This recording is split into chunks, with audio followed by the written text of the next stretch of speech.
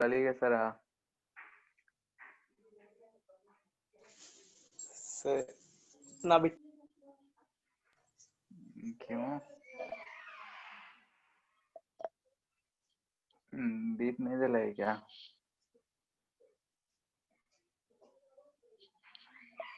Sir zoom meeting is muted लिखा हुआ है, उसके बाद से आपका आवाज नहीं आ रहा है। म्यूट है। म्यूट तो नहीं किए हैं। हेलो। यस सर, अब आया। ठीक है, म्यूट तो नहीं था। होगा कुछ प्रॉब्लम। सर आप 12th इंजीनियरिंग बैच में ऑप्टिक्स शुरू कर दिए हैं? हाँ, अभी 2 लेक्चर शायद हुआ है। करना है सर क्या? यस सर, सोच रहे हैं सर उधर कर लेंगे ऑप्टिक्स, तो फिर इधर आप पैरेलल में हीट एंड थर्मोडायनेमिक्स खत्म कर दीजिएगा, तो फिर हाँ। वेज एंड एसएचएम के लिए भी टाइम मिल जाएगा। अम, ठीक है, करोगे तो कर लो। 2 लेक्चर शायद हुआ है, अभी आज थर्ड होगा। सर अभी तो प्ले हाँ। मेरे ही चल रहा होगा ना? हाँ, अभी तो प्ले मिरर ही चल रहा है। ठीक है सर, सर लोग से बात कर लेते हैं। और आज है क्या सर आपका क्लास? हाँ, 5:10 से है। ठीक है सर। ठीक है, आज भी प्लेन मिरर का ही क्वेश्चंस करेंगे। मोस्ट प्रोबेबली नेक्स्ट क्लास से ही कल मेरा शुरू होगा। ठीक है। Yes sir. ठीक है, फिर हीट एंड कैलोरीमेट्री का अगर बात कर रहे हैं तो इसमें हम लोग कैलोरीमेट्री में लास्ट जो देख रहे थे वो पढ़ रहे थे हम लोग की मिक्सिंग का प्रॉपर्टी, यानी कि अगर 2-3 अलग अलग टेम्परेचर पे कुछ मिक्स करेंगे तो क्या होगा। ठीक है, यानी कि HCB सेकेंड पार्ट में चैप्टर 3 पूरा करना है। ठीक है, जो थर्ड चैप्टर है उसमें अब कौन सा है ये हमको ध्यान नहीं है, लेकिन थर्ड वाला कैलोरीमेट्री जो है वही चैप्टर कैलोरीमेट्री है।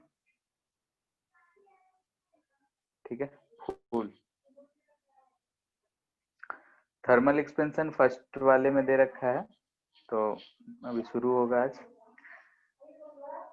तो हम लोग देख रहे थे हीट हीट में हम लोगों ने लास्ट में देखा था कि पहले हम लोगों ने देखा था अगर हीट दे रहे हैं तो उसका टेम्परेचर इंक्रीज घट रहा है बढ़ रहा है। हीट अगर दे रहे हैं तो टेम्परेचर बढ़ रहा था, उसका अगर हम हीट निकल रहा है इसका मतलब टेम्परेचर घट रहा है। ठीक है, ऐसा हम लोगों ने देखा था। उसके बाद अगर फेज ट्रांसफॉर्म हो रहा है उस समय पे अगर हम किसी भी सबस्टांस को हीट देते हैं, जैसे सॉलिड हो गया या फिर लिक्विड हो गया, उसको हीट दे रहे हैं और फेज ट्रांसफॉर्म हो रहा है, उस समय पे जो हीट जाता है उसके मॉलिक्यूलर बॉन्डिंग तोड़ने में मदद आता करता है और तोड़ के एक फॉर्म से दूसरे फॉर्म में वो बदल देता है। यानी कि अगर सॉलिड है तो लिक्विड में, लिक्विड है तो गैस में, ऐसे कन्वर्ट हो जाता है। तो उस चीज को हम लोग बोल रहे थे कि फेज लॉ ऑफ मिक्सिंग, यानी कि दो अलग अलग सब्सटेंस अलग अलग टेम्परेचर पे अगर हम मिक्स कर रहे हैं तो फाइनली हमको कुछ मिलना चाहिए। तो उसी के बाद में तो उससे रिलेटेड एक दो क्वेश्चंस करे थे और भी क्वेश्चंस ही कर रहे हैं, तो क्वेश्चन से शुरू कर रहे हैं। ठीक है, हम लोग को क्या यूज करना है, अगर एस ऑफ आइस रहेगा या फिर एस ऑफ स्टीम रहेगा। ठीक है, तो इसको हम लोग लिखेंगे हाफ कैलोरी पर ग्राम पर डिग्री सेल्सियस या केल्विन। वही एस ऑफ वाटर अगर रहेगा तो 1 यूनिट कैलोरी वाला ही यूज कर रहे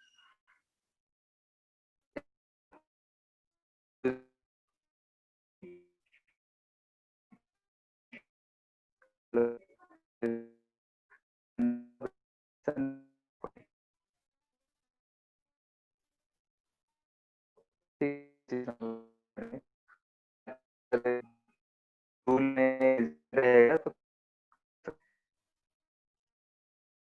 सर आवाज कट रहा है।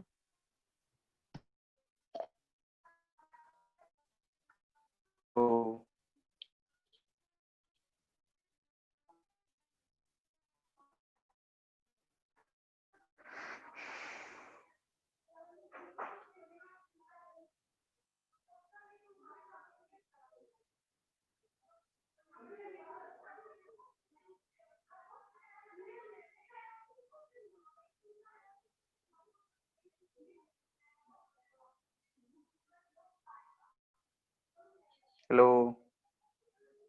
यस आ सर। रहा है आवाज? ठीक है, यस आवाज आ रहा सर। है ना? ठीक है, तो ये मिक्सचर है कि हम 20 ग्राम आइस को 20 ग्राम स्टीम से मिक्स कर दिए, तो हमको इक्विलिब्रियम टेम्परेचर क्या मिलेगा और उस समय क्या कंपोनेंट्स रहेंगे, यानी कि वाटर रहेगा, आइस रहेगा, स्टीम रहेगा, क्या रहेगा, कितना रहेगा, वो हमको बताना है।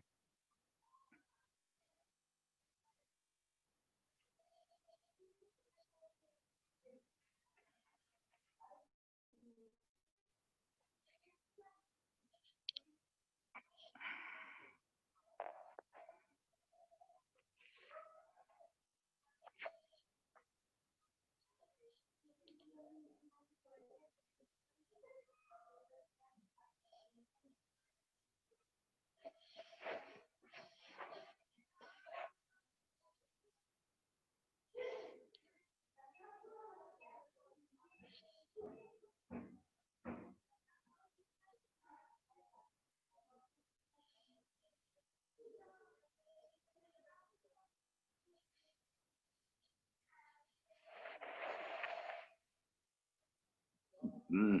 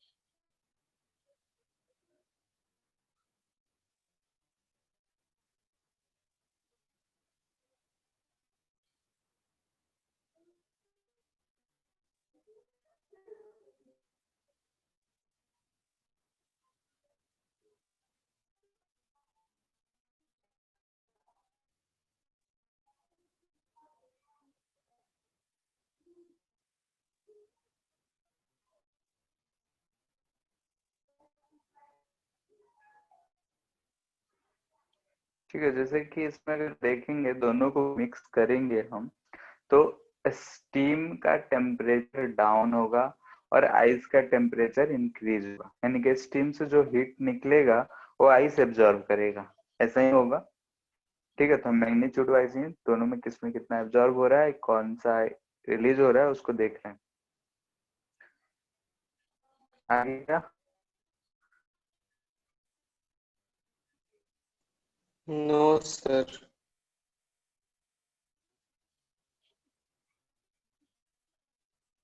ठीक है, तो देखो क्या -10 डिग्री है, तो अगर हम -10 से 0 डिग्री लाना चाहते हैं, तो इसमें heat कितना होगा, कितना खर्च होगा, कितना ये एब्जॉर्ब करेगा, तो M S PT delta T कितना हो जाएगा, 5 10 100 100 कैलोरी। फिर अगर ये 0 डिग्री पे है, 0 डिग्री से हम आइस को अब वाटर में बदल रहे हैं। PT ठीक है, तो हम टेम्परेचर नहीं बदल रहे हैं, सिर्फ इसमें ही, इसको बोल रहे हैं Q2 होगा। ये कितना, तो M इंटू एल, कितना कैलोरी खर्च होगा। yes sir ठीक है, वैसे ही इसमें हम देखते हैं इसमें कितना आता है, तो यहाँ से यहाँ पे अगर हम इसको Q1 डैश बोल रहे हैं, तो इसको कितना आ जाएगा, ये भी 100 ही आएगा। -100 हम सिर्फ मैग्नीट्यूड लिख रहे हैं। ठीक है, ये अंडरस्टूड है कि इसमें से जो हीट है वो रिलीज हो रहा है और इधर वाला जो है गेन कर रहा है। यहाँ 20 ग्राम स्टीम 100 डिग्री पे, अगर उसको वाटर में कन्वर्ट करना है 540, 10,800. ठीक है, यानी कि कुछ भी होगा तो इसका टेम्परेचर जो है बढ़ेगा, क्योंकि हीट जो रिलीज है वो ज्यादा है। यहाँ पे 1600 है, यहाँ पे 10,800 है, तो हीट रिलीज ज्यादा है, यानी कि इसका टेम्परेचर कुछ बढ़ के क्या होगा। तो इक्विलिब्रियम तुम बीच में कहीं भी कुछ भी मान सकते हो सॉल्व करने के लिए, कहीं भी टी ले सकते हैं या फिर कहीं एक जगह हम लेके चले जाएं। तो हम इसको भी हम 100 डिग्री पे ही लेके आ जाते हैं। तो अगर हम 20 ग्राम ऑफ वाटर, ठीक है, एट 100 डिग्री सेल्सियस ले जाना चाहते हैं, तो इसमें हमको और कितना हीट देना पड़ेगा। तो देखो ध्यान से, 20 इंटू 1 इंटू 100, यानी कि 2000 देना पड़ेगा। अभी भी बहुत सारा हीट जो है रिलीज हो रहा है। हमको अब यहाँ पे क्या मिला, देखो टोटल दोनों को कंबाइंड देखें, this implies that 40 gram of water है हमको एट 100 डिग्री सेल्सियस। ठीक है, यानी कि इन दोनों से हम कंबाइंडली देख रहे हैं तो हमको क्या मिल रहा है, 40 ग्राम of water eight 100 degree Celsius. And यहाँ से एनर्जी देखते हैं, तो ये है 100, 1600 और 2000, यानी कि टोटल कितना 3700।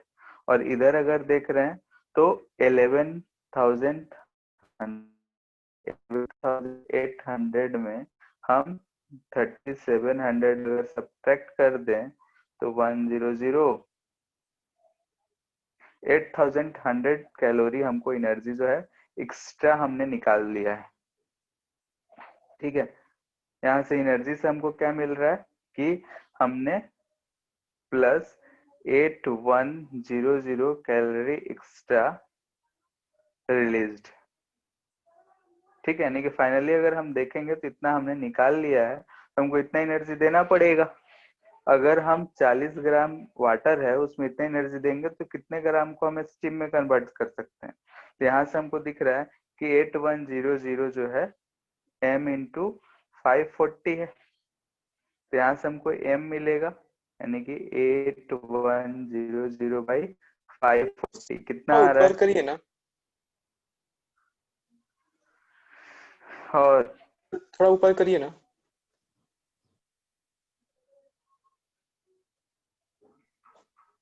सर 10800 में 100 ऐड किए तो 10900 होगा। अच्छा हाँ, 10900, ठीक है, तो यहाँ पे क्या हो जाएगा 27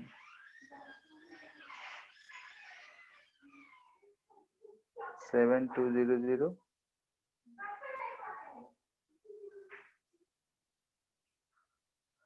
ठीक है, तो 720 बाई 554 कितना आ रहा है,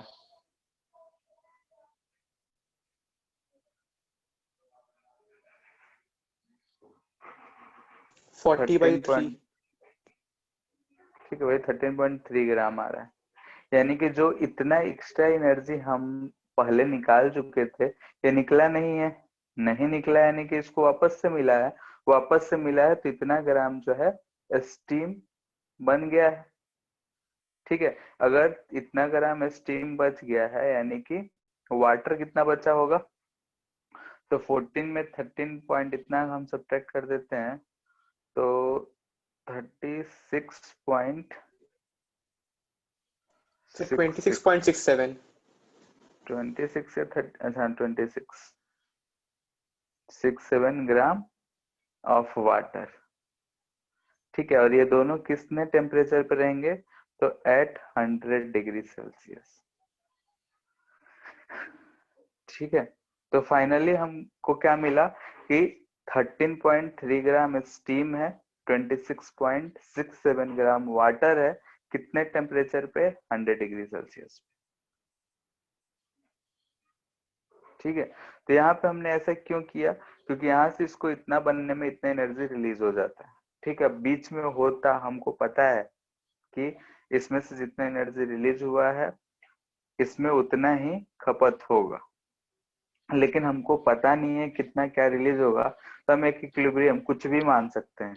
इस पॉइंट को भी हम इक्विलिब्रियम मान के वहां तक ले जाते हैं, इसको भी फिर वहां से देखते कि हीट क्या है कैसा है, फिर चेक कर सकते हैं। 50 डिग्री जो भी है कहीं भी हम ले सकते हैं, लेकिन हम ऐसे जगह पे लेते हैं जहाँ पे हमारा नजदीक का वैल्यू, जैसे कि यहाँ पे 100 डिग्री पे ले गए तो यहाँ से दिख रहा है कि 100 डिग्री से दोनों नजदीक है, इसलिए हम 100 डिग्री पे लेके चले गए, तो 100 पे हमको ऐसा कुछ मिल रहा है। ठीक है, वही हो सकता है कि इसमें हमने ज्यादा हीट दे रखा हो लेफ्ट साइड वाले में, तो फिर टेम्परेचर घटेगा, क्योंकि हमने एक्स्ट्रा हीट दिया है तो उसको हमको निकालना पड़ेगा। यहाँ पे हमने एक्स्ट्रा हीट निकाल लिया तो उतना हीट देना पड़ा है, तो इतना हीट हम अगर दिए हैं तो कुछ अमाउंट ऑफ जो वाटर था वो वेपर में बदल गया है। ठीक है, बस इसे सोच सोच के कर लेना है। एक और क्वेश्चन देते हैं, इसको करो।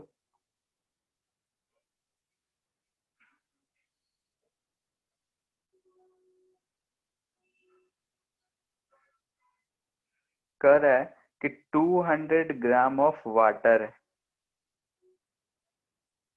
Plus and at 0 degree Celsius plus 20 gram of ice at 0 degree Celsius, ये दोनों है अभी। अब इसमें से हम कह रहे हैं कि कह रहा है कि थोड़ा सा plus 50 gram of steam is passed, जो कि 100 डिग्री सेल्सियस पे। ठीक है, नहीं क्वेश्चन जो है वर्ड में है, वर्डिंग में क्वेश्चन ऐसा है कि 200 gram water and 20 gram of ice एक कंटेनर में रखा हुआ है 0 डिग्री सेल्सियस पे।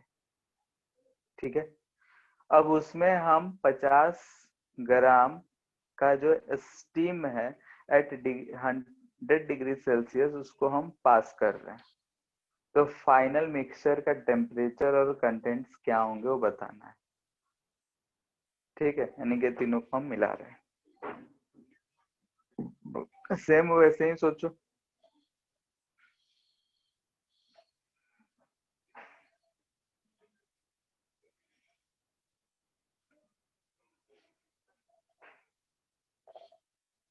क्वेश्चन क्लियर है? Yes sir.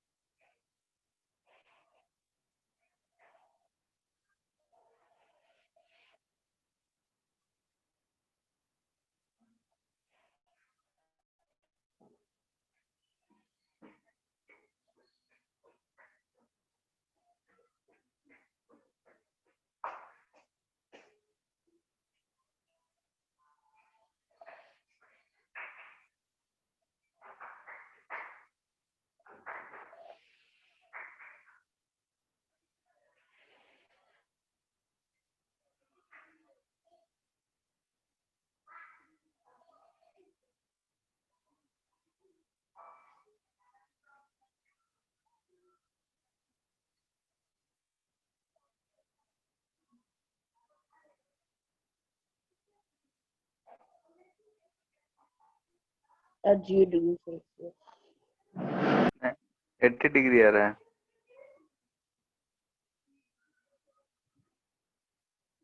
Hmm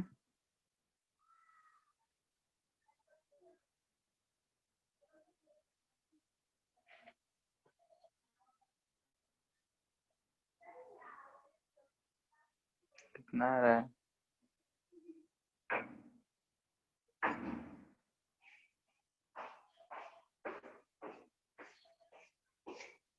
So 264.7 gram water plus 6.3 gram steam at 100 degrees Celsius.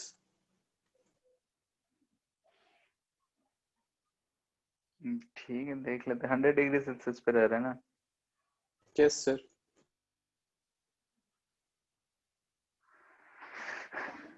ठीक है, इधर से अगर हम इन सबको 100 डिग्री पे ले जाते हैं तो हमको एनर्जी चाहिए कितना?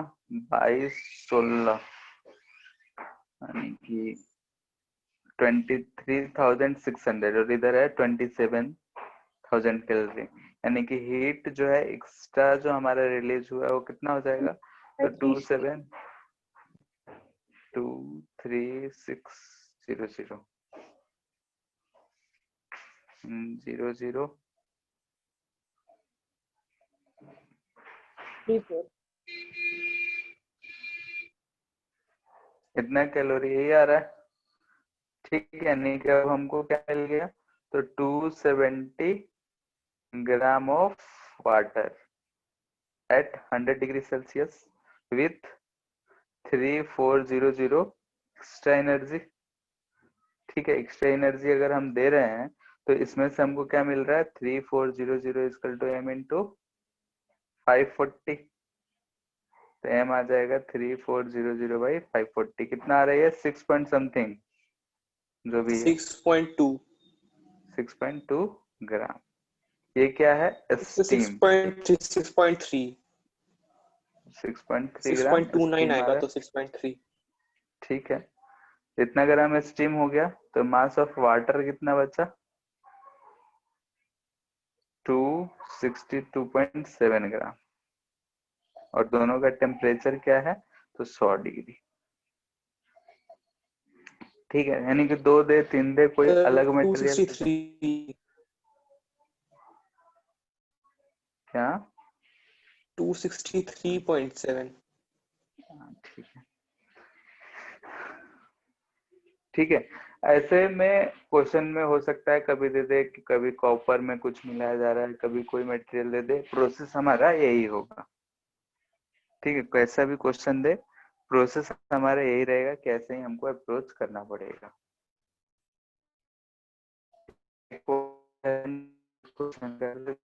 ठीक है, वाटर इक्विवेलेंट ज्यादा कुछ है नहीं, बस मटेरियल को हटा देना है।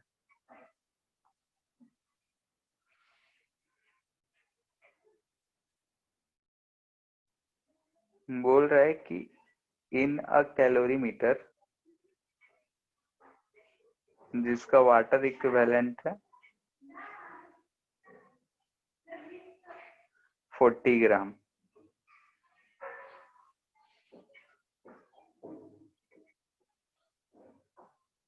To 200 gram of water plus 50 gram ice, all are at 0 degree Celsius. ठीक है, कैलोरीमीटर में जिसका वाटर इक्विवेलेंट 40 ग्राम है, उसमें 200 ग्राम ऑफ वाटर और आइस जो रखा हुआ है 0 डिग्री सेल्सियस पे रखा हुआ है। ठीक है, अब बोल रहा है कि now 30 gram of water at 90 degree Celsius. ठीक है, 30 ग्राम ऑफ वाटर जो 90 डिग्री सेल्सियस है इज पोर्ड इनटू इट।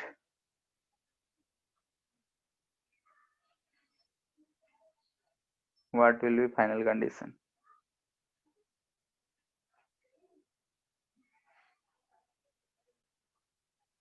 ठीक है, फाइनल कंडीशन क्या होगा?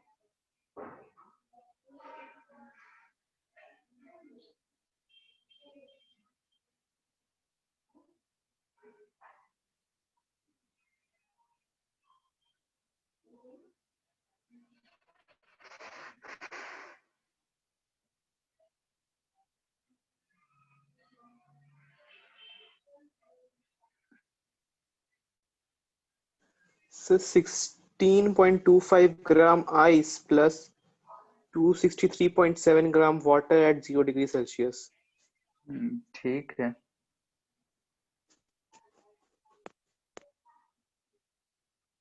So T minus 4.1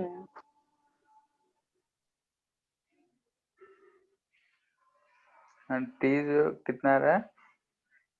Minus 4.1 -4.1। ठीक है। degree जैसे Celsius। जो इक्वेशन लिखे थे वैसे लिखोगे तो -4.1 आएगा, और वो ग्रेटर देन 0 है तो ऐसा तो होगा नहीं कि जो लोअर है उससे भी कम हो जाए, यानी कुछ एक्स्ट्रा एनर्जी मिला होगा।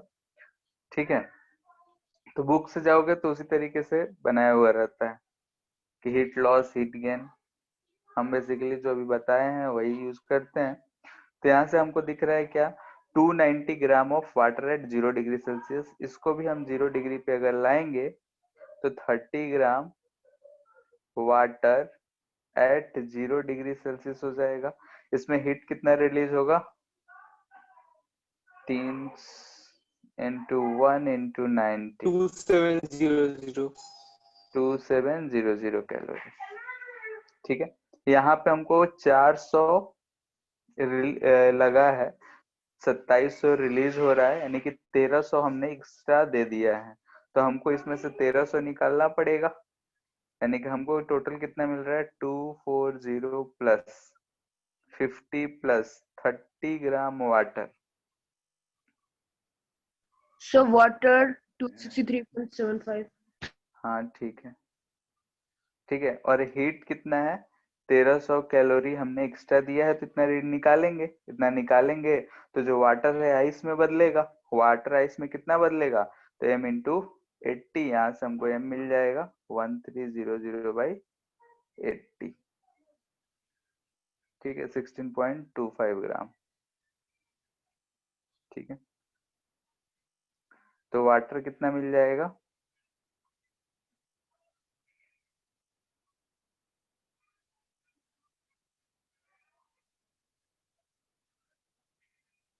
इसमें से अगर सब्ट्रैक्ट कर लोगे तो कितना मिलेगा? सर 303.75 मिलेगा, लेकिन 40 ग्राम कैलोरीमीटर का है। 303 आ रहा है।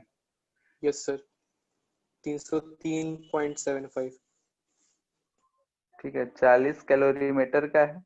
ये तो हम लोग इक्विवेलेंट लिए हैं तो 200, तो 263 ना आ जाएगा। 266 तुम लोग बोल रहे हो। सर 263 बोले थे। 263.75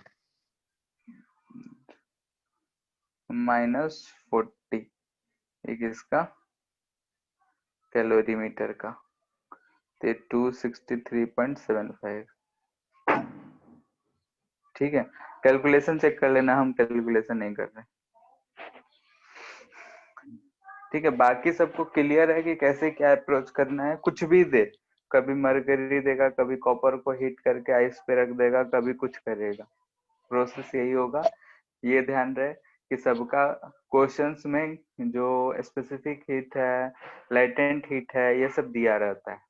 ठीक है, अब कोई स्पेसिफिक बुक बना रहे हैं तो उसमें पहले दे दिया रहता है, तो भले ना दे, लेकिन क्वेश्चंस में जनरली दिया रहेगा। वाटर का तो याद रखो, क्योंकि बहुत सारे क्वेश्चंस में मिलेंगे और वो याद भी हो जाएगा। ठीक है, यहाँ पे वाटर इक्विवेलेंट कहने का मतलब यही रहा है कि हम इस कैलोरीमीटर को जितना भी हीट दे रहे हैं या निकाल रहे हैं, जो भी कुछ करेंगे, वो 40 ग्राम वाटर के बराबर होगा।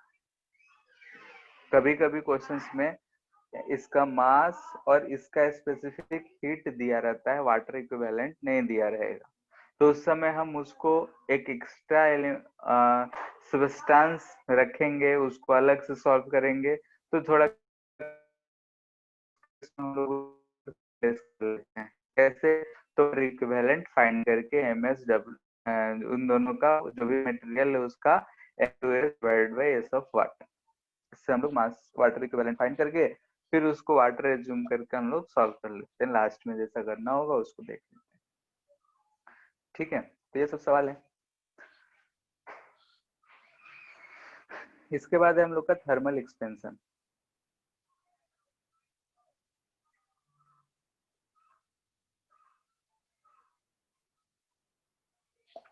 ठीक है, थर्मल एक्सपेंशन, नाम से ही लग रहा है कि क्या पढ़ना है इसमें।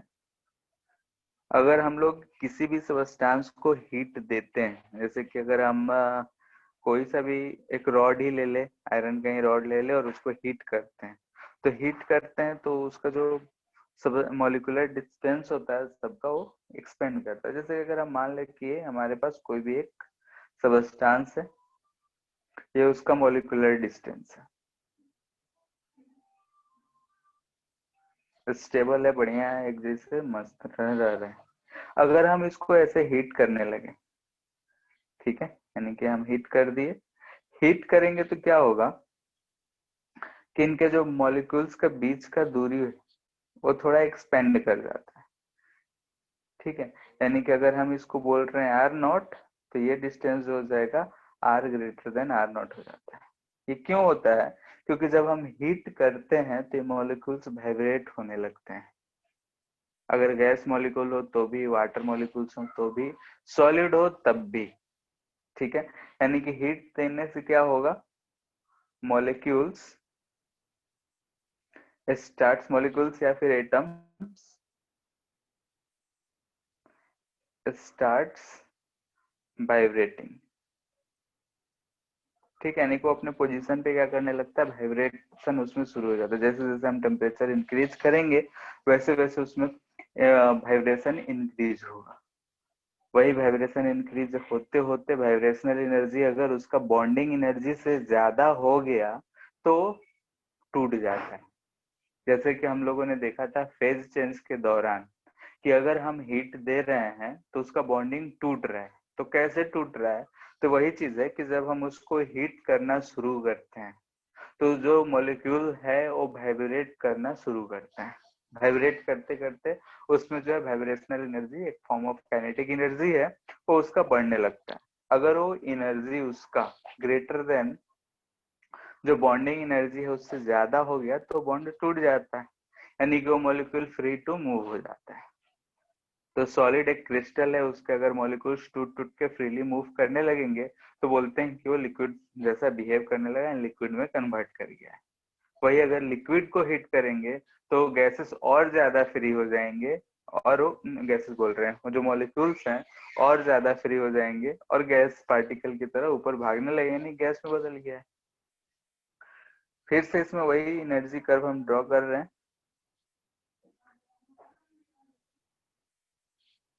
ठीक है, इधर पोटेंशियल एनर्जी या डिस्टेंस रिप्रेजेंट करता है, एक मॉलिक्यूल एक यहाँ पे। ठीक है, जैसे कि अगर हम एनर्जी के टर्म में बोले तो एनर्जी इसका स्टेबल एनर्जी है। अब अगर हम हीट करते हैं तो उसका एनर्जी बढ़ता है, यानी कि अगर ये इसका स्टेबल एनर्जी यहाँ कुछ भी था तो जब हीट किए तो उसका एनर्जी बढ़ गया। एनर्जी बढ़ गया तो जो मॉलिक्यूल है, ये जो दोनों ए और बी, यानी कि इसके करस्पॉन्डिंग कुछ ऊपर यहाँ पे हम डिस्टेंस दिखा सकते हैं, तो ए और बी के बीच में वो वाइब्रेट करना शुरू कर देगा। यानी कि अगर हम उसका एनर्जी यहाँ कुछ यू नॉट था, बढ़ा के यहाँ यू डैश तक ले गए या यू तक ले गए, तो यानी कि उसका एनर्जी बढ़ाए तो जो मॉलिक्यूल था वो इन दोनों एनर्जी के बीच में, ठीक है, इन दोनों डिस्टेंस यानी कि इसके करस्पॉन्डिंग ये डिस्टेंस, इसके करस्पॉन्डिंग ये डिस्टेंस, यानी कि ये जो मॉलिक्यूल है यहाँ पे, एक को तो हम फिक्स ही माने हैं, ठीक है, ऐसा है नहीं कि वो फिक्स रहता है फिगर के अनुसार। तो ये आर नॉट है, ये मॉलिक्यूल जो है वाइब्रेट करना शुरू करता है, और इस वाइब्रेशन से उसका जो एवरेज डिस्टेंस आता है उस इस लाइन से थोड़ा सा बाहर की तरफ, R1 यहाँ पे, ठीक है, एंड R1 जो है ग्रेटर देन R नॉट होता है। यानी कि अगर हम इस मॉलिक्यूल को हीट दिए तो जो मॉलिक्यूल था वो वाइब्रेट करने लगा, यानी कि उसका एनर्जी बढ़ गया है।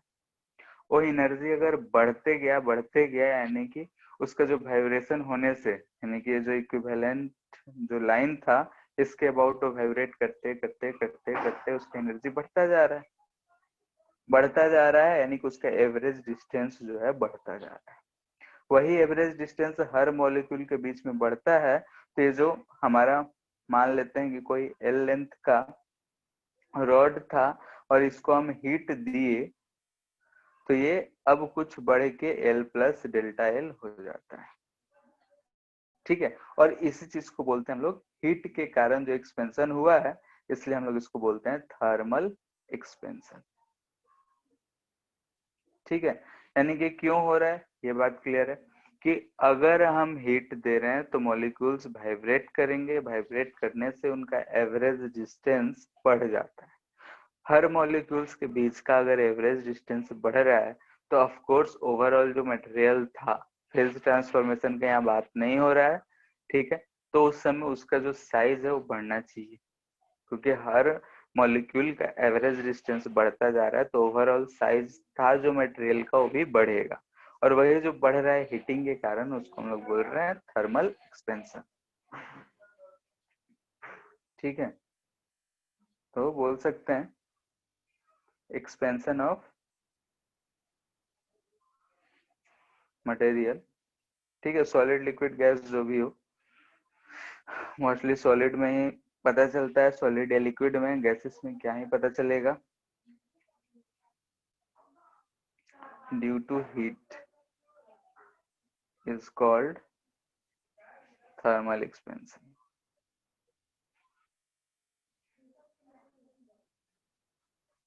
ठीक है। इसको हम लोग बोलते हैं कि ये थर्मल एक्सपेंशन है। यहाँ ध्यान रहे कि अगर हम हीट दे रहे हैं तो फेज ट्रांसफॉर्म नहीं हो रहा है, ठीक है। एक्सपेंशन जो है गैसेस में सबसे ज्यादा होगा, सबसे कम सॉलिड्स में, क्योंकि गैसेस के जो मॉलिक्यूल्स हैं वो ज्यादा फ्रीली होते हैं। अगर हम उसको हीट करेंगे तो और ज्यादा एक्सपेंड करेंगे, वो तो फ्री ऐसे ही है, और हम उसको फ्री भगाने का कोशिश कर रहे हैं तो और ज्यादा भागेगा, तो उसमें बहुत ज्यादा ही एक्सपेंड करते हैं, क्योंकि वो लोग फ्री अलग अलग मॉलिक्यूल्स ही होता है। हम लोग जानते हैं कि गैसेस को जिस डब्बा में रख दे उसी का वही उसका वॉल्यूम हो जाता है। खैर, तो जो थर्मल एक्सपेंशन है इसका बात करें तो एक्सपेंशन गैसेस में सबसे ज्यादा होगा, फिर लिक्विड में होगा, फिर सॉलिड में। ठीक है, क्यों? Bonding between molecules. गैसेस में सबसे कम होता है, फिर लिक्विड में, फिर सॉलिड में। हम लोग जानते हैं कि सॉलिड जो होते हैं टाइटली बाउंड होते हैं, तो टाइटली बाउंड तो उसमें नहीं को लगाना पड़ता है उनको तोड़ने के लिए। तो इस वजह से एक्सपेंशन सबसे कम सॉलिड में होता है। टाइप्स हम लोग 3 तरह के पढ़ेंगे, लिनियर, सुपरफिशियल, इसी को एरियल भी कहते हैं, या फिर वॉल्यूमेट्रिक, या फिर वॉल्यूम। सिंपली वॉल्यूम, सब में एक्सपेंशन लगा हुआ है।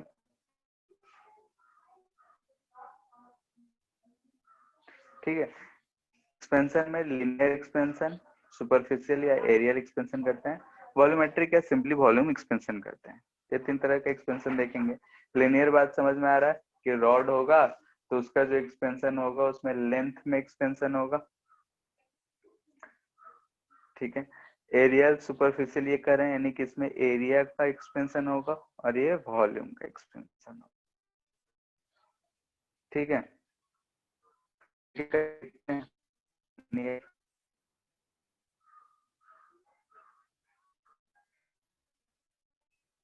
बहुत ही चैप्टर है लिनियर एक्सपेंशन। ठीक है, अगर मान लेते हैं कि कोई भी एक हमारे पास रॉड है, तो रॉड का जो हम डायमेंशन लेते हैं लेंथ के कंपैरिजन में उसका जो रेडियस ये सब जो होता है उसको हम लोग नेग्लेक्ट करते हैं।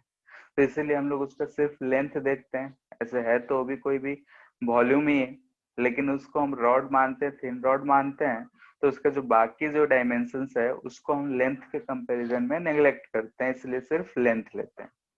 तो इसमें लेंथ का एक्सपेंशन देखा जाएगा। ठीक है, लेट से एक्सपेरिमेंट में क्या हुआ कि हम एक रॉड लिए, ठीक है, एल लेंथ का, इसको हम T0 टेम्परेचर पे लिए थे। अब अगर हम यहाँ पे टेम्परेचर को डेल्टा टी बढ़ाए तो हमको क्या मिला कि लेंथ में थोड़ा बहुत एक्सपेंशन हो गया, OL प्लस डेल्टा है। फिर से क्या किया गया कि इसका टेम्परेचर डबल बढ़ा दिया गया, यानी कि फर्स्ट टाइम में जितना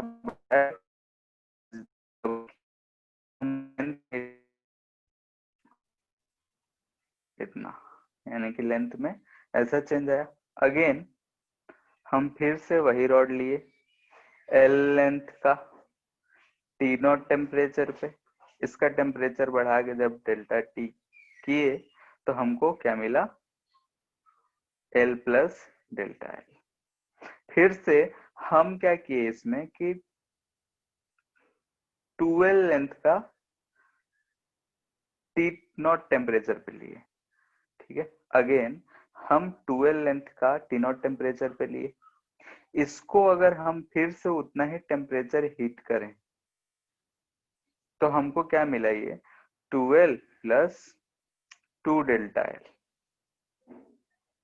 यानी कि इस दोनों ऑब्जर्वेशन से हमको क्या मिला, यानी कि अगर हमने एक रॉड लिया उसको हीट कर रहे हैं डिफरेंट डिफरेंट केसेस में, तो फर्स्ट केस में हमने क्या किया कि उसको एक बार डेल्टा टी टेम्परेचर से हीट किया, तो एक बार चेंज इन लेंथ देखे तो डेल्टा एल आया। फिर से हम डबल टेम्परेचर डिफरेंस ले लिए, 2 डेल्टा टी ले लिए, तो हमारा जो लेंथ में डिफरेंस मिला वो भी डबल मिला। तो यहाँ से हम क्या कर सकते हैं कि जो डेल्टा एल है वो directly proportional to change in temperature. ठीक है, यहाँ से हमको क्या मिला कि जो डेल्टा एल है चेंज इन लेंथ है वो directly proportional to change in temperature. यहाँ से एक बार सेम टेम्परेचर पे एल लेंथ का और 12 लेंथ का हमने ले लिया है। अगर हम दोनों में टेम्परेचर डिफरेंस सेम रख रहे हैं तो यहाँ पे डेल्टा एल एक बार, यहाँ डेल्टा एल 2 बार। तो यहाँ से हमको क्या मिल रहा है कि डेल्टा एल जो है वो लेंथ से भी प्रोपोर्शनल है। ठीक है, यानी कि अगर हम किसी भी एक रॉड को लीनियर हम बोल रहे हैं, तो उसको अगर हम हीट करते हैं डेल्टा टी टेम्परेचर से, तो जो चेंज इन लेंथ है, दिस इंप्लाइज दैट जो चेंज इन लेंथ है वो proportional to L into delta T. L क्या है? तो इनिशियल लेंथ, ठीक है। ठीक है, एल नॉट कर देते हैं, तो L not into delta T. अब कहीं भी प्रोपोर्शनल आता है तो एक कांस्टेंट मिलता है, तो डेल्टा एल इक्वल टू हमको मिलता है L not alpha delta T. ठीक है, ये प्रोपोर्शनलिटी है, ध्यान रहे, और ये प्रोपोर्शनल कांस्टेंट है, दोनों ही अल्फा टाइप दिख रहा है, इसलिए कांस्टेंट। ठीक है, अल्फा को बोलते हैं कोएफिशिएंट ऑफ, एक चीज लिख लेते हैं पहले, यहाँ से alpha equal to delta L by L naught delta T. ठीक है, ये होता है coefficient of linear expansion.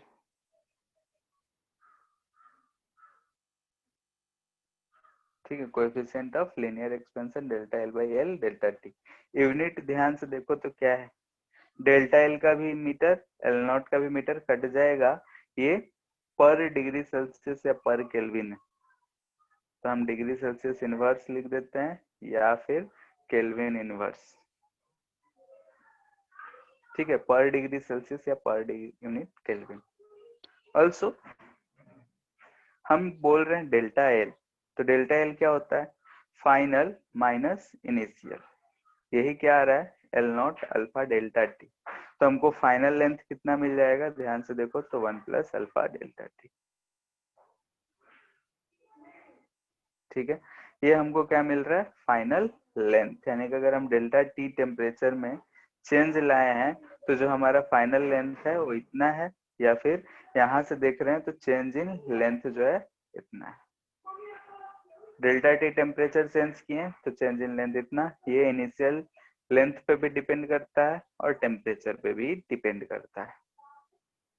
Alpha जो है कोएफिशिएंट ऑफ लीनियर एक्सपेंशन है। अल्फा कांस्टेंट मोस्टली रहता है, वेरिएबल भी हो सकता है, लेंथ के साथ साथ चेंज करे या टेम्परेचर के साथ साथ चेंज कर सकता है। ठीक है, यानी कि वेरिएशन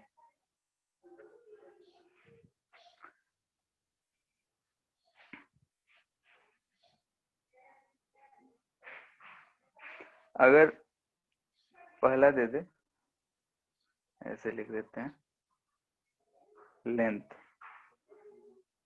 ठीक है, लेंथ के साथ साथ अगर ये चेंज कर रहा हो, लेंथ सच है डिस्टेंस, जैसे कि अगर हमारे पास रॉड है, यहाँ से बोल दे कि इधर की तरफ जाएंगे, तो alpha equal to A X plus B कुछ भी दे दिया है, कोई भी लीनियर है तो लीनियर इक्वेशन दे दिए हैं, या फिर कुछ भी दे, एक्स के साथ साथ लीनियर क्वाड्रेटिक जैसा भी दे। तो इस केस में अगर हमको डेल्टा एल लिखना होगा तो हम क्या लिखेंगे, यहाँ से जाएंगे, एक्स दूरी पे dx एलिमेंट लेंगे, इस dx के लिए लिखेंगे तो हमको क्या मिलेगा, यहाँ पे जो भी अल्फा जो फंक्शन ऑफ एक्स है dx into delta T. Delta T जो है यहाँ पे कांस्टेंट का काम करेगा, इंटीग्रेट कर। ठीक है, यानी कि ये दोनों आपस में रहेंगे, डेल्टा टी यानी टी इनिशियल से टी फाइनल है, तो ये टेम्परेचर डिफरेंस है, ये कांस्टेंट है, तो इसको हम लोग बाहर निकाल सकते हैं। ऐसे केसेस में हम ऐसे लिख सकते हैं delta T function of x dx। वैसे ही अगर टेम्परेचर के साथ वेरी कर रहा हो, यानी कि alpha as a function of temperature हो, ठीक है, यहाँ पे क्या है, अल्फा फंक्शन ऑफ डिस्टेंस। अगर ऐसा है तब तो सिंपल ही दिख रहा है कि डेल्टा एल या डीएल लिख रहे हैं, change in length, L initial से एल फाइनल लिखेंगे, equal to alpha D T, L naught तो बाहर आ जाएगा, टी इनिशियल से टी फाइनल। ठीक है, तो ये लिमिट हम लोग को लगाने आता है कि किस फॉर्मेट में रहेगा, तो कैसे हम लोग चेंज कर सकते हैं।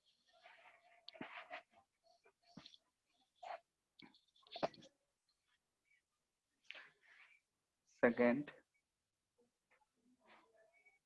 सुपरफिशियल। सर पहले वाले इक्वेशन में एल नॉट कहाँ था? कौन से इक्वेशन में बोलो? Sir variation with distance. यहाँ पे हमने x के साथ जा रहे हैं तो हम तो इसी को एल नॉट dx को ही एल नॉट मान लिए हैं।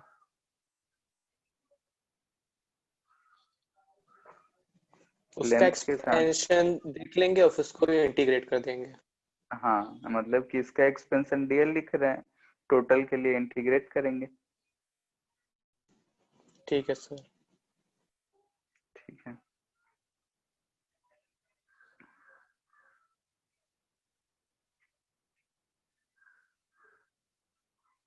सुपरफिशियल एक्सपेंशन, सुपरफिशियल या फिर एरियल भी कहो, जो भी कहो, एरिया वाला। हाँ रेडियल। एरियल में ऐसा हमको कुछ प्लेट मिलेगा। प्लेट से कोई एक प्लेट है, कोई भी मटेरियल है, डिस्क शेप का है, डिस्क शेप का है, किसी भी शेप का है। इसका लेंथ हम बोल रहे हैं कि L1 है, ये ब्रेथ जो है L2 है। ठीक है, हीट करेंगे तो इसमें कुछ एक्सपेंशन हो जाएगा, लेट से कि ऐसा कुछ होगा। ठीक है, हीट करेंगे तो ऐसा कुछ लेंथ में एक्सपेंशन होगा, ये हो जाएगा L1 प्लस डेल्टा एल, ये हो जाएगा L2 plus delta L. Delta L बहुत ही छोटा है इसलिए डेल्टा एल दोनों में हम लिख रहे हैं। डेल्टा L1 डेल्टा L2 भी लिख सकते हो, ऐसा कोई बड़ी बात नहीं, लेकिन बहुत छोटा है इसलिए अप्रोक्सीमेटली हमने लिखा। अगर हम इनिशियल एरिया का बात करें तो L1 इंटू L2 है। फाइनल एरिया A लिख रहे हैं तो ये क्या लिखेंगे? L1 plus delta L, L2 plus delta L, यानी निकालते हैं। ठीक है, फाइनल एरिया A हम लिखे हैं। ठीक है, यानी कि फाइनल लेंथ का मल्टीपल, तो ये क्या आ जाएगा? L1 L2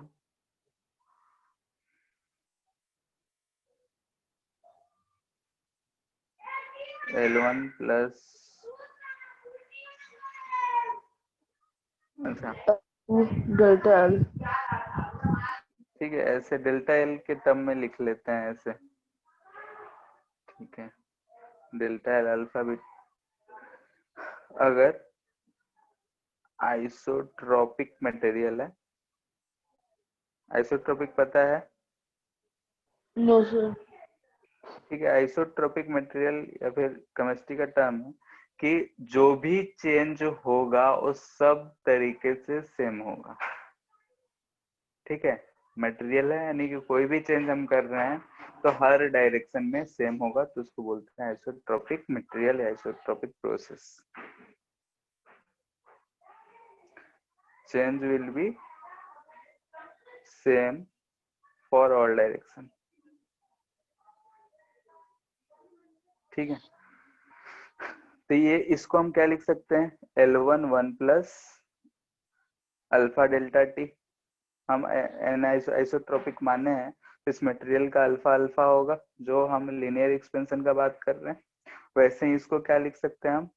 L2 1 plus alpha delta T. Temperature change तो दोनों के लिए सेम है, लेंथ है। हम फाइनल एरिया अगर लिखेंगे तो क्या लिखेंगे? फाइनल लेंथ का multiple L1 1 plus alpha delta T into L2 1 plus alpha delta T. दोनों का प्रोडक्ट क्या आ जाएगा? L1 L2 1 plus 2 alpha delta T plus alpha square delta t का स्क्वायर। यही आ रहा है। अल्फा स्क्वायर को नेग्लेक्ट कर देंगे। अल्फा अल्फा भी स्मॉल क्वांटिटी है, डेल्टा टी भी अगर छोटा रहता है तो इसको हम लोग नेग्लेक्ट कर देंगे, इसको अप्रोक्सीमेटली 0। या फिर बाइनोमियल यूज कर सकते थे, 1 प्लस अल्फा डेल्टा टी का स्क्वायर आता। बाइनोमियल यूज करते हैं, ये अगर 1 से छोटा है तो 1 plus 2 alpha delta T directly लिख सकते थे। बाइनोमियल पढ़ लियो। Yes sir, Bernoulli's theorem. ठीक है, तो ये चीज है। तो यहाँ से एल ये A naught 1 plus 2 alpha delta T हमको मिल रहा है। ठीक है, यहाँ पे ये जो 2 अल्फा है इसको हम लोग बीटा से लिख देते हैं 1 प्लस बीटा डेल्टा टी। ठीक है, बीटा इक्वल टू क्या है 2 अल्फा। एन आइसोट्रोपिक है तो फॉर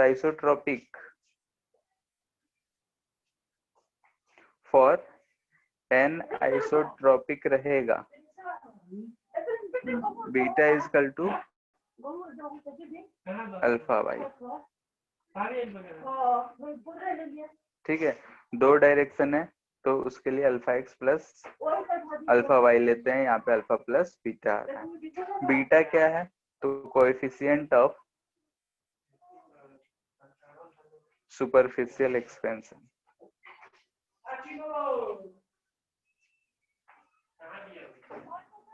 ठीक है, सुपरफिशियल एक्सपेंशन का कोएफिशिएंट बोलते हैं A equal to A naught 1 plus beta delta T. L में था L equal to L naught 1 plus alpha delta T. यहाँ से अगर डेल्टा एल लिखना चाहते हैं तो ध्यान से देखो क्या दिख रहा है ए नॉट बीटा डेल्टा टी। ठीक है, delta A not by A not कर देते तो फ्रैक्शन चेंज इन एरिया हो जाता। ठीक है, जैसे कि अगर हम डेल्टा एल बाई एल कर दें या delta A by A not कर दें, ये फ्रैक्शन चेंज हो जाएगा, इनटू 100 कर देंगे तो परसेंटेज चेंज हो जाएगा। ठीक है, तो सब चीज कर सकते हैं हम लोग। तो ये चीज था हमारा कि एरियल एक्सपेंशन की अगर एरिया में एक्सपेंशन हो तो ऐसा होगा। Next volume expansion.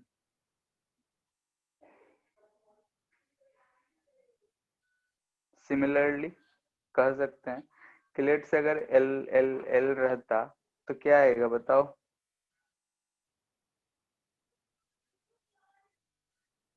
यस,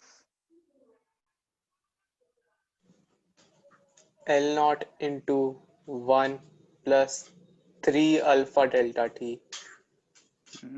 ठीक है, जैसे अगर L1 है L2 L3 है तो ए नॉट अगर लिखेंगे तो हमको ए नॉट बोल रहे हैं भी नॉट इनिशियल तो L1 L2 L3 length into breadth into height cuboid बनाया है। तो एक्सपेंशन सब में तो L1 के लिए एक्सपेंशन अगर लिखेंगे तो क्या लिखेंगे इसके लिए L1 plus 1 plus alpha delta T. इसके लिए लिखेंगे तो L3 1 plus alpha delta T.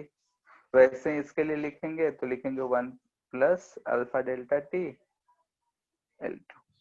ये एक्सपेंशन हम फाइनल लेंथ लिख रहे हैं। तो फाइनल एरिया अगर लिखना होगा तो ध्यान से देखो क्या मिल रहा है L1 L2 L3 into 1 plus alpha delta t का क्यूब। इसको हमको दिख रहा है V naught 1 plus 3 alpha delta T. ठीक है, यानी कि V equal to final volume equal to V naught 1 plus 3 alpha delta T.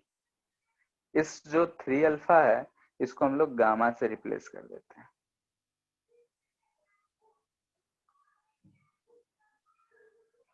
ठीक है, गामा इक्वल टू क्या है 3 अल्फा। इसको बोलते हैं डेल्टा टी भी बहुत स्मॉल है। Coefficient of.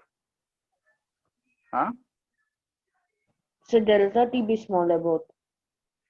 हाँ, मतलब ज्यादा नहीं लेते हैं, 100 डिग्री 80 डिग्री 50 डिग्री ये सब चीज लेते हैं। वैसे अल्फा वाला जो है वो 10⁻⁻2 -3 का ऑर्डर का होता है। ठीक है, अल्फा गामा ये सब जो है वो 10⁻⁻3 10⁻⁻4 इस ऑर्डर का होता है। तो 1 के कंपैरिजन में बहुत कम ही है। डेल्टा टी को हम लोग कम ही मानते हैं तभी ले सकते हैं, क्योंकि 10⁻⁻3 है और डेल्टा टी हम 10,000 मान लिए तो गड़बड़ हो जाएगा।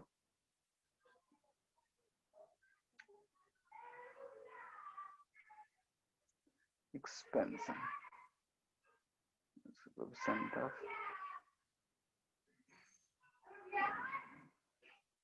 ठीक है, और ऐसे भी 3,000 तक जाता है तो टंगस्टन मेल्ट हो जाता है। आयरन जो है 1400 डिग्री सेल्सियस पे मेल्ट हो जाता है। तो जनरली हम लोग जो इसमें टेम्परेचर डिफरेंस का बात करते हैं 100-150, इससे ज्यादा का नहीं करते हैं। तो अल्फा के कंपैरिजन में 1 के कंपैरिजन में वो बहुत छोटा हो जाता है अल्फा से मल्टीप्लाई होके। ठीक है, फिर अगर n आइसोट्रोपिक रहेगा तो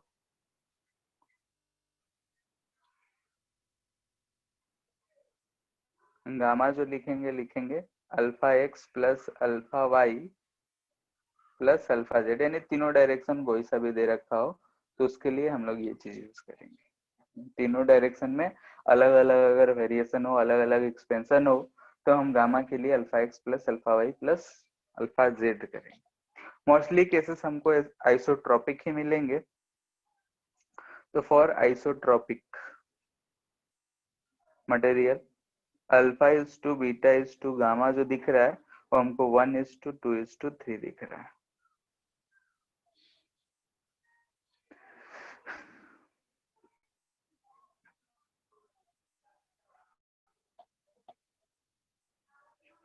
अगर हमको देखा जाए कि अगर परसेंटेज चेंज पूछेगा तो ऊपर वाले केस में हमको दिख रहा है कि एरिया में जो परसेंटेज चेंज है वो लेंथ का परसेंटेज चेंज से डबल है। जैसे कि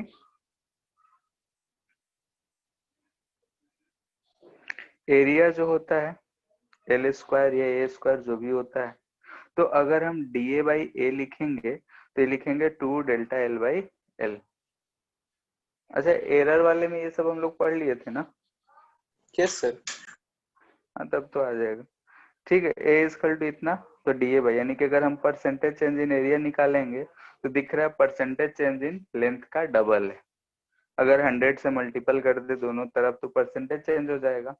वैसे ही वॉल्यूम हम लिखते हैं एल क्यू, तो डीवी बाई भी अगर लिखेंगे 12 इंटू 100 कर देते हैं तो हमको 3 delta L by L into 100 मिलेगा। यानी कि जो परसेंटेज चेंज इन वॉल्यूम है वो 3 times percentage change in length. ठीक है, वर्ड में लिखाना पड़ेगा, इससे समझ में आ जाएगा। समझ आ जाएगा। ठीक है, क्वेश्चंस में रहता है, थ्योरेटिकली ये सब नहीं पूछे जाते हमसे, लेकिन क्वेश्चंस में रहेगा तो ये बात समझ जाना है कि क्या कहना चाह रहा है।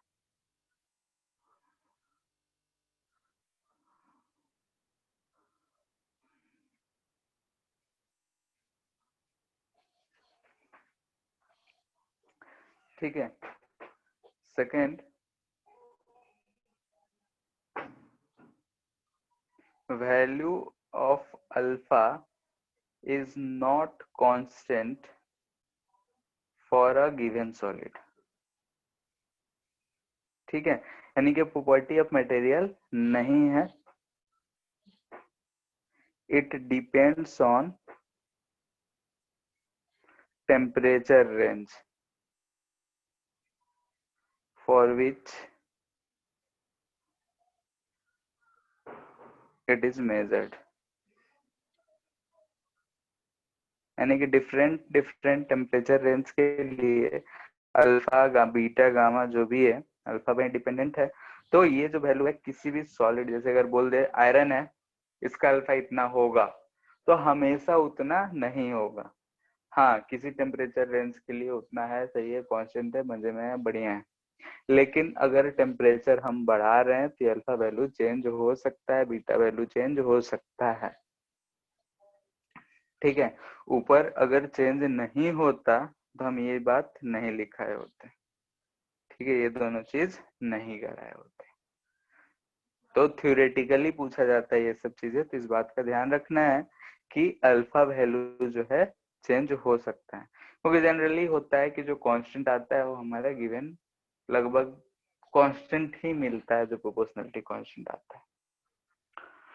यहाँ भी मोस्टली केसेस हम जो सॉल्व करेंगे उसमें कांस्टेंट ही मिलेगा, लेकिन इस बात को ध्यान में रखना है कि कभी कभी लेंथ के से भी वेरी कर रहा है, कभी कभी टेम्परेचर पे भी वेरी कर रहा है, ये हमारा अल्फा का वैल्यू। इसलिए इसको हार्ड एंड फास्ट रूल नहीं बना लेना है कि किसी गिवन सॉलिड के लिए या किसी गिवन लिक्विड के लिए ये हमेशा ही कांस्टेंट रहेगा।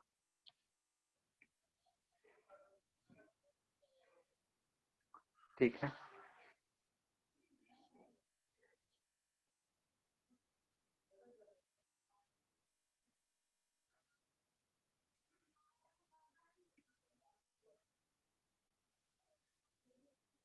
Expansion of cavity. ठीक है, कैविटी से पहले अगर हम बोल रहे हैं, जैसे कि अगर हमारे पास ये एक मटेरियल है, ठीक है, ये पूरा सॉलिड है, अगर हम इसमें ये दो पॉइंट्स दे रहे हैं, ए और ये बी, इनके बीच का दूरी है एल। अगर हम इसको हीट करेंगे तो इन ए और बी के बीच का दूरी घटेगा बढ़ेगा, क्या होगा बताओ? इंक्रीज होगा। ए बी जो लेंथ है इंक्रीज करेगा। ठीक है, अगर हीट करें हैं, हीट करने से ए और बी के बीच का दूरी इंक्रीज करेगा। ऐसा अगर हमारे पास एक सर्कल है, ठीक है, ये भी पूरा मटेरियल सॉलिड है, ये एक पॉइंट ए है इस रिम पे, ये पॉइंट बी है, ये रेडियस आर। अगर हम इसको हीट करेंगे, ठीक है, तो ये ए बी लेंथ क्या होगा? इंक्रीज करेगा। रेडियस आर ये भी इंक्रीज करेगा, क्योंकि हीट कर रहे हैं तो हर दो पॉइंट, हर कहीं भी दो पॉइंट लेंगे तो उन दोनों पॉइंट के जो मॉलिक्यूल्स हैं वो सारे एक्सपेंड किए होंगे। क्योंकि हम अगर ऐसा बना रहे हैं तो ये जो पास पास है ये दोनों एक्सपेंड किया, तो ये भी तो एक्सपेंड किया, यानी कि हर दो मॉलिक्यूल एक्सपेंड किया है। वैसे ही अगर हमको ऐसा दे दे, यानी कि जो पहला था उसी में ऐसा एक सर्कुलर पार्ट का होल कैविटी दे दे, ठीक है, ये क्या है? कैविटी। अब क्या होगा, यानी कि रेडियस ऑफ कैविटी क्या होगा हीट करने पे?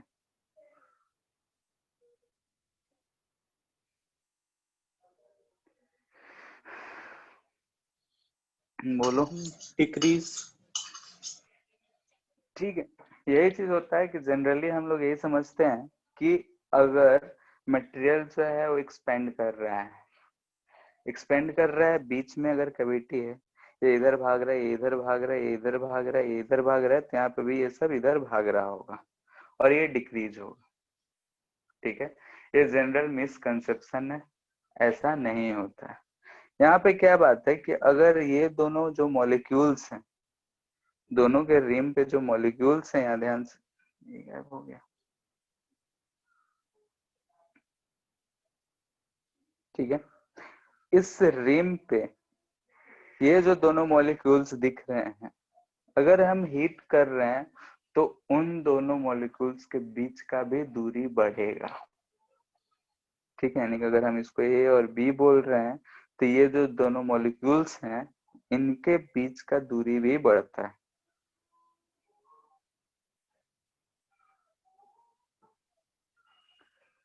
Also increases. ठीक है, और ये इंक्रीज करेगा तो रेडियस ऑफ कैविटी भी इंक्रीज करेगा। कहीं भी कोई सा भी डायमेंशन हो, हीट करने पे वो इंक्रीज करेगा, कैविटी हो या फिर ना हो। ठीक है, इसको ऐसे समझ सकते थे कि मान लेते हैं कि ये था हमारा मटेरियल, इतना पार्ट हमने इसमें से कट कर लिया, इसको हमने यहाँ पे रखा, ठीक है, कट करके दोनों को अब हम हीट कर रहे हैं। ठीक है, दोनों को हमने क्या किया? हीट किया। और हीट करने के बाद भी अगर हम दोनों को सेम तरीके से हीट किया है, सेम मटेरियल है, सब कुछ सेम है, तो हीट करने के बाद भी हम इसमें पुट करेंगे तो उसमें एडजस्ट हो जाएगा, क्योंकि ये दोनों मॉलिक्यूल या फिर ये दोनों मॉलिक्यूल दोनों सेम एक्सपेंड हुए होंगे। ठीक है, तो इसलिए इस बात को ध्यान में रखना है कि अगर कैविटी है तो कैविटी का जो एक्सपेंशन होता है, कैविटी जो है वो भी एक्सपेंड करेगा। ठीक है, कैविटी जो होगा उसका रेडियस या फिर जैसा भी कैविटी रहे, अगर सर्कुलर है तो रेडियस, बाकी रहा तो कुछ भी चेंज नहीं है। क्लियर है? जैसे क्वेश्चन देते हैं,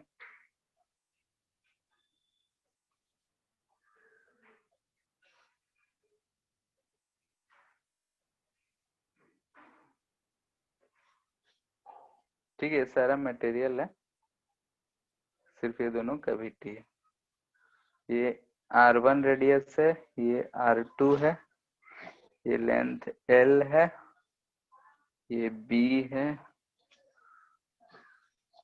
ये इन दोनों के बीच का दूरी D।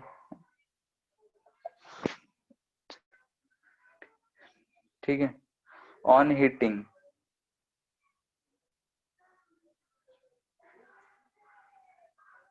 which will increase। ठीक है, इसमें से कौन सा डायमेंशन इंक्रीज करेगा? ये तो नहीं है, L B R1 R2 D, बोलो कौन कौन सा इंक्रीज करेगा? L क्या करेगा, इंक्रीज करेगा या नहीं? करेगा। ब्रेक करेगा। B R1 करेगा। करेगा। R2 भी करेगा और D नहीं करेगा। बोलो।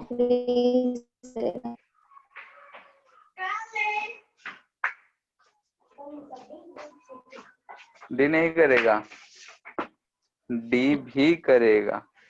ठीक है, इन दोनों पॉइंट्स के बीच का दूरी भी बढ़ेगा। ऐसे सोचो कि वहां दो मॉलिक्यूल्स है, उनके बीच का दूरी क्या होगा। ऐसे मत सोचो कि कैविटी बढ़ेगा तो ये भी इधर बढ़ा, ये भी इधर बढ़ा, तो बीच का डी घट गया। ठीक है, यहाँ पे जो दो मॉलिक्यूल्स है उनके बीच का दूरी वो भी बढ़ेगा। इसलिए हम बोल रहे हैं कि ऑन हीटिंग जितने भी डायमेंशंस हैं सारे बढ़ेंगे अंदर। बात क्लियर है? ठीक है, इस चीज को ध्यान से देखना है।